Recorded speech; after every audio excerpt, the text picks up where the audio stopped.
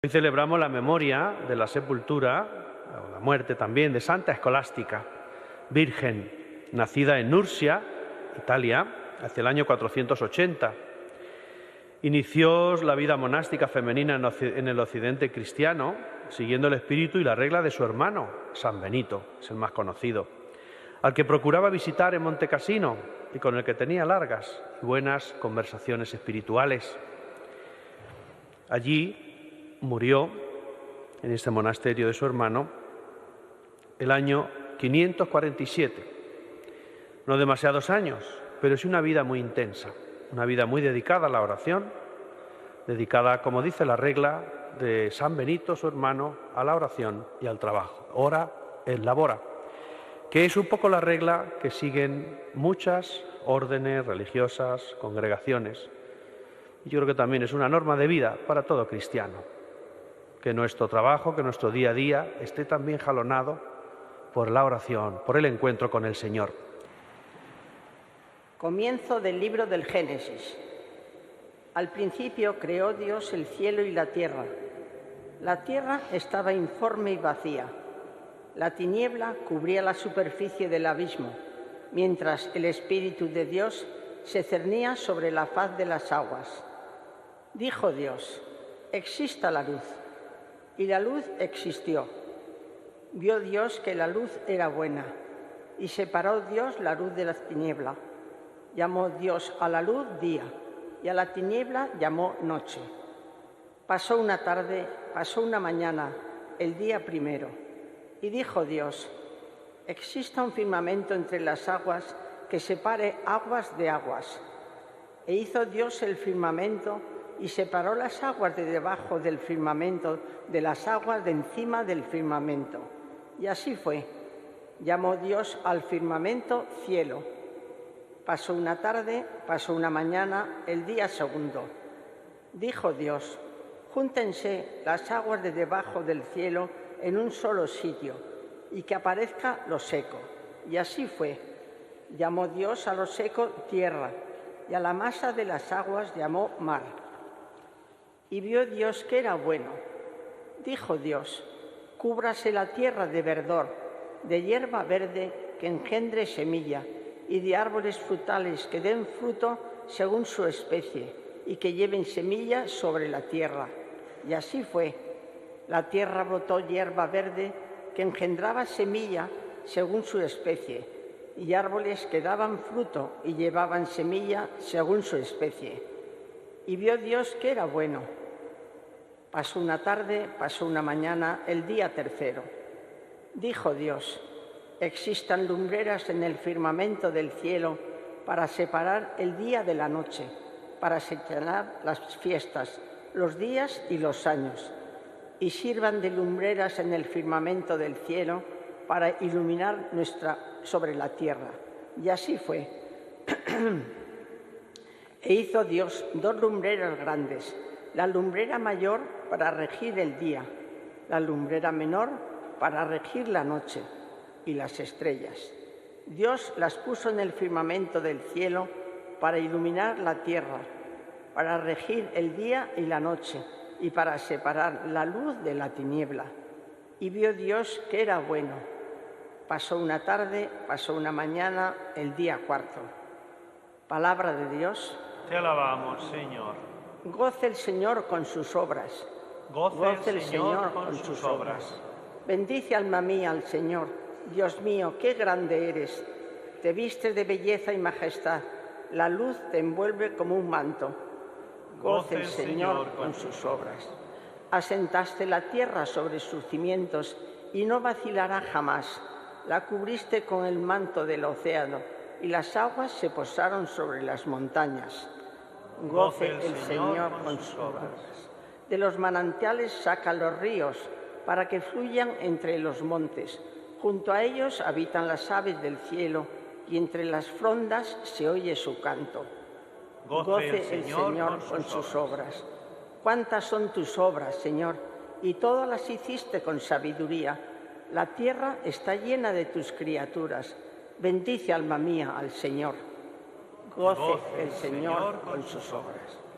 Aleluya. Aleluya. Aleluya. Jesús proclamaba el Evangelio del reino y curaba toda dolencia del pueblo. Aleluya.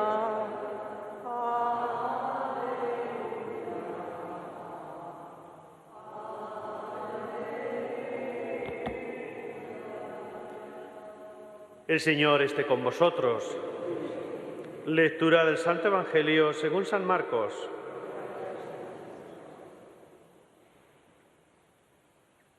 En aquel tiempo, terminada la travesía, Jesús y sus discípulos llegaron a Genesaret y atracaron. Apenas desembarcados, lo reconocieron y se pusieron a recorrer toda la comarca. Cuando se enteraba la gente dónde estaba Jesús, le llevaban los enfermos en camillas. En los pueblos, ciudades o aldeas donde llegaba, colocaban a los enfermos en la plaza y le rogaban que les dejase tocar al menos la orla de su manto, y los que lo tocaban se curaban. Palabra del Señor.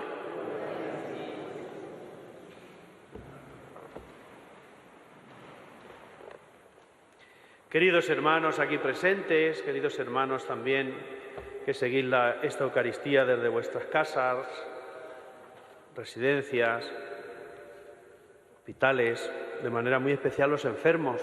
Es un día bonito por lo que estamos escuchando en la palabra de Dios. Yo creo que es un día que podemos decir que hay que releer estas lecturas que se nos acaban de proponer. Es una palabra de Dios preciosa y sobre todo pues muy vivencial. Estamos empezando estos días, hoy, el libro del Génesis. Nos acompañará estos próximos días, hasta la semana que viene. Y el relato que hoy escuchamos lo terminaremos mañana, el relato de la creación. Es un relato precioso, es un relato que creo yo que no nos deberíamos cansar de leer, porque en esta primera lectura y en el Evangelio que hemos escuchado, a mí me parece que hay una palabra que, aunque no sale, sí es lo que nos insinúa, ¿no? Que es el diálogo del hombre con Dios, el diálogo de cada uno de nosotros con nuestro Creador y con nuestro Salvador. Fijaos, sin querer analizar esta lectura, que es preciosa, hoy hemos leído los 4 primeros días, vemos cómo en esta lectura, en la primera página de la Biblia, aparece el origen de la vida natural, y también veremos que acaba así el relato con la vida humana. Dios nos prepara un lugar para cada uno de nosotros, un lugar para el ser humano, y ese lugar es la creación. Decimos tantas veces, y nos lo recordaba así el Papa Francisco, la casa común. Y ahí vemos también no solo a Dios en sus criaturas, sino que también ahí es donde donde Dios quiere hacerse el encontradizo con cada uno de nosotros, porque nos recuerda esta lectura el plan de Dios para la humanidad, para cada uno de nosotros, sus criaturas, sus hijos. Y lo primero que Dios pone en este mundo, o lo primero que vemos que hace, es darle luz. Es decir, nos quiere preparar un lugar donde nosotros podamos ser hijos también de la luz. Es decir, ese momento en el que nosotros somos capaces de distinguir lo bueno y lo malo. Por eso pedimos tantas veces a Dios que sea Él el que nos ilumine, el que nos muestre el camino de la vida, el que nos diga la palabra oportuna para que cada uno de nosotros podamos seguir caminando a pesar de las dificultades de la vida. Dios pone orden en el caos y muchas veces nuestra vida parece un caos. Y con esa luz de Dios, ese caos se puede convertir en algo ordenado, algo con sentido, porque Dios siempre ordena hacia un fin, y ese fin es servir al hombre, ese fin es la felicidad de cada uno de nosotros. Y vemos en este relato cómo Dios está siempre presente.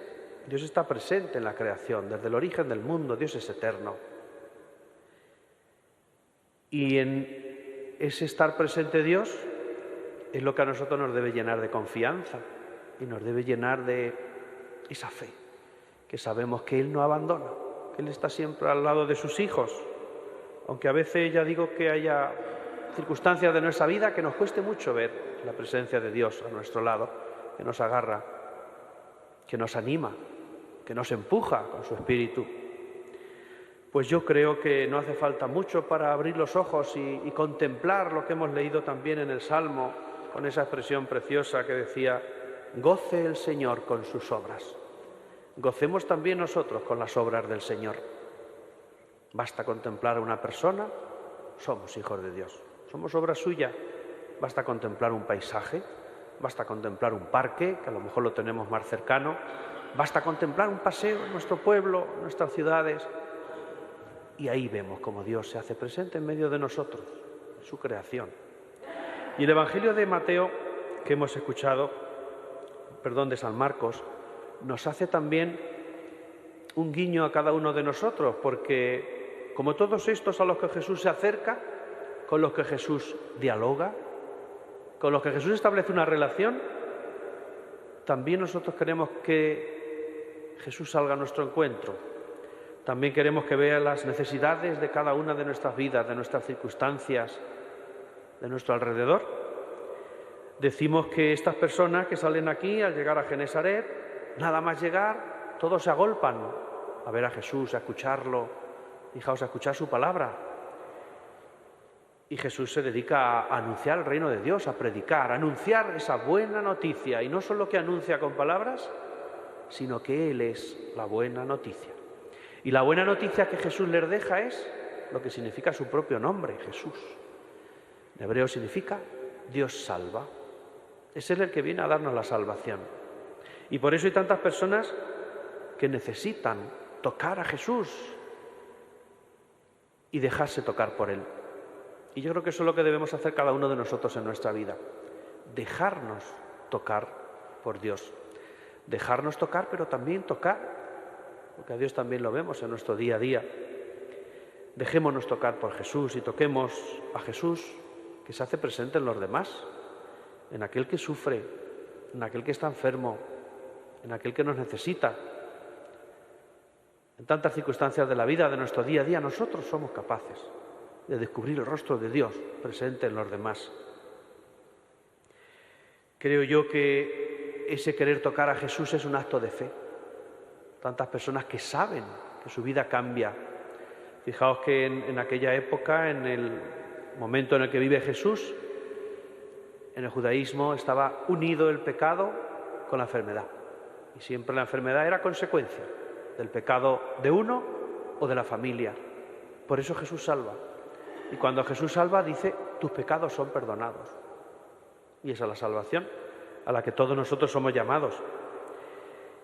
Y esta tercera idea que quiero decir, pero también de diálogo, es de la vida de la santa que hoy estamos celebrando, Santa Escolástica. Conocemos más a su hermano, San Benito, porque es fundador, porque escribió la regla de la vida monástica. Pero a mí me gusta también descubrir solamente un hecho. En la vida de Escolástica, Santa Escolástica, tenía grandes momentos de diálogo, encuentro con su hermano, y esos encuentros le acercaban a Dios. Encuentros de vida muy profunda, compartida, ambos una vida dedicada al Señor, diálogos que no solo hablan de Dios, sino que acercan a Dios. Dios es capaz también, en el diálogo de cada uno de nosotros, de hacérselo encontradizo con nosotros. Y me llama mucho la atención estos encuentros, diálogos, que van más allá de la carne, porque ellos eran hermanos, más allá de la sangre, de ese amor que les une, sino también les une la fe. Y esa fe tan fuerte que ambos tenían les acercaba también más a Dios al compartirla. Y al descubrir pues estas buenas y largas conversaciones de Santa Escolástica con su hermano Benito, San Benito, pues a mí me llama la atención también el hecho de que cuán necesario es en cada una de nuestras vidas No solo hablar de las cosas que nos pasan en el día a día, que seguramente también sean muy importantes, sino hablar también de esas emociones que Dios pone en nuestro corazón, de aquello que el Espíritu nos insinúa a cada uno de nosotros, de poder hablar de las cosas de Dios, de poder hablar con alguien, a lo mejor un familiar, a lo mejor un acompañante, a lo mejor alguien con quien nosotros podamos compartir nuestra fe de estas cosas de Dios. Que también dialogando con esas personas seamos capaces de acercarnos un poco más a Dios. Pues ojalá y cada uno de nosotros sigamos creciendo en este encuentro con el Señor. Y yo creo que un encuentro precioso, aparte de la oración, es participar en la Eucaristía, escuchar la palabra de Dios y sobre todo hacer la vida, porque aquello que escuchamos y luego no va con nosotros es algo que se cae por su propio peso, es algo ajeno, es algo postizo. Pues que la palabra de Dios vaya cambiando nuestro corazón, que así sea.